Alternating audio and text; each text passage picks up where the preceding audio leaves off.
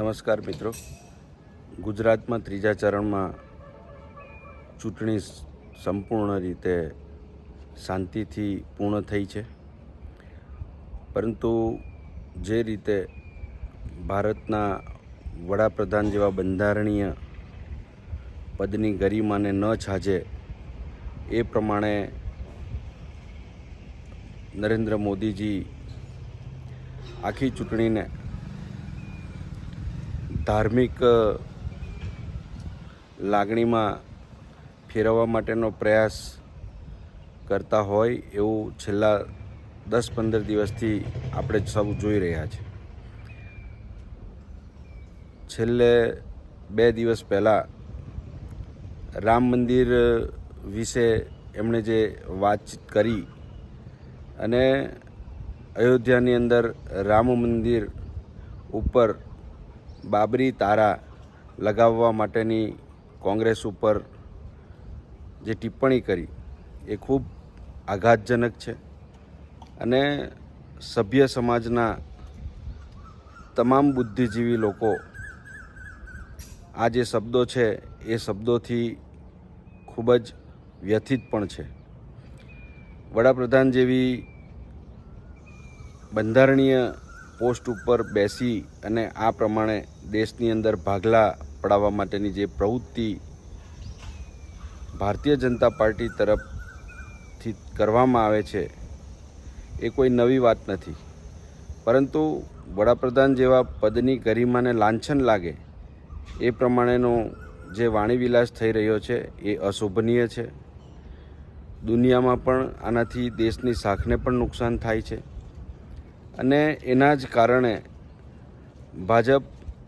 3 તબક્કાના આ મતદાન પછી દિલ્હીની ગાદી ઉપરથી દૂર થવાની છે એ વાત નિશ્ચિત છે અને એનો જ બોખલાહટ જે છે એ ભારતીય જનતા પાર્ટીના શીર્ષ નેતૃત્વ અને ખુદ વડાપ્રધાનના પ્રવચનો ઉપરથી જોઈ શકાય છે. ગુજરાતની અંદર પણ ક્ષત્રિય આંદોલનના કારણે સમગ્ર ગુજરાતમાં જેઓ 5 લાખ કરતાં વધારે લીડથી જીતવાની વાતો કરતા હતા, 2626 બેઠક જીતવાની વાતો કરતા હતા, એ તમામ લોકોના આગેવાનોના મોઢા ઉપર છેલ્લા 10 દિવસથી તાળા લાગેલા હતા. આજે સ્થિતિ એવી છે કે ગુજરાતમાં પણ 10થી 12 બેઠકો ક્ષત્રિય આંદોલનના કારણે કોંગ્રેસને એનો સીધો ફાયદો થયેલો છે અને કોંગ્રેસના ઉમેદવારો, ઇન્ડિયા ગઠબંધનના ઉમેદવારો જીત તરફ આગળ વધી રહ્યા છે. દેશની અંદર પણ 286 બેઠકો ઉપર મતદાન ગઈકાલે પૂર્ણ થયેલું છે અને એમાં પણ એનડીએ જે છે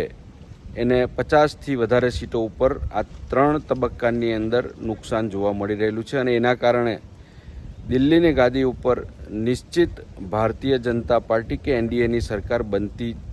નથી અને ઇન્ડિયા ગઠબંધનની નવી સરકાર આવવાના સંકેતો મળી રહેલા છે. ત્યારે આ બોખલાહટ જે છે, બોખલાહટ ભાજપના નેતાઓનો સ્થાનિક લેવલે પણ જોવા મળે છે, રાષ્ટ્રીય કક્ષાએ પણ જોવા મળે છે અને એના જ કારણે પ્રજા એનડીએ અને ભાજપથી આગળના જે 4 ચરણો બાકી છે અને 260 બેઠકોની ઉપર જે મતદાન બાકી છે એમાં પણ એનું નુકસાન વેઠવાનો એમને વારો આવવાનો છે. હું ફરી એક વખત ગુજરાતની તમામ જનતાને અભિનંદન આપું છું અને ખાસ કરીને ક્ષત્રિય સમાજે જે સંયમ સાથે આંદોલન ચલાવી અને એક નવી દિશા રાજકીય પરિવર્તનની ઊભી કરી છે એના માટે પણ પ્રત્યક્ષ અને પરોક્ષ એમાં સહયોગ કરનાર તમામનો પણ હૃદયપૂર્વક આભાર માનું છું. જય હિન્દ, જય ભારત.